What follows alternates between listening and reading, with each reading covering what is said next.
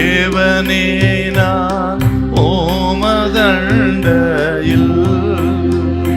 இன்னும் நெருங்கி சேர்வதே என் ஆவல் பூமியில். நீதிமொழிகள் 27:21. வெள்ளிக்கு குகையும் பொன்னுக்கு புடமும் சோதனை, மனுஷனுக்கு அவனுக்கு உண்டாகும் புகழ்ச்சியே சோதனை.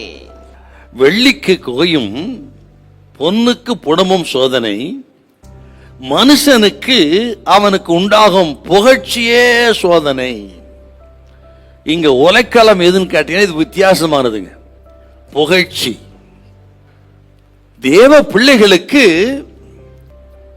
இன்னொரு மனிதன் நம்மை புகழ்கின்ற அந்த புகழ்ச்சி தாங்க அநேக நேரத்தில் பெரிய சோதனையாய் மாறுகிறது.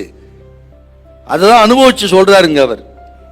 ஆகவே மனிதர்கள் நம்மை புகழும் பொழுது கவனமா இருக்கணுங்க.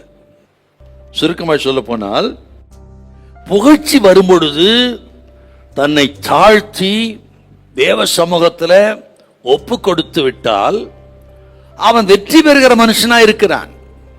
ஆனால் புகழ்ச்சி வரும் பொழுது தாழ்த்தாமல் தன்னை உயர்த்தினால் அந்த சோதனையில் அவன் தோல்வி அடைகிறான்.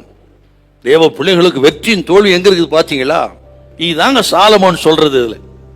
அதாவது ஒருவர் நம்மை புகழும் பொழுது பல நேரங்களில் பாத்தீங்கன்னா, இன்னாராக்கம் பொன்னாராக்கம், இவரை போலா இல்ல அவரை போலா இல்ல இதெல்லாம் புகழ்வாங்க.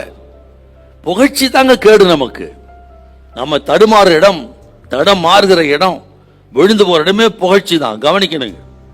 அந்த புகழ்ச்சி நமக்கு வரும் பொழுது இதற்கு நான் தகுதியற்றவன் என்று நிராகரித்து விட்டால், இந்த புகழ்ச்சிக்கு இதுக்கு எனக்கு சம்பந்தம் இல்லை என்று அதை நிராகரித்து விட்டால் அந்த தேவ பிள்ளை வெற்றி பெறுகிறார்.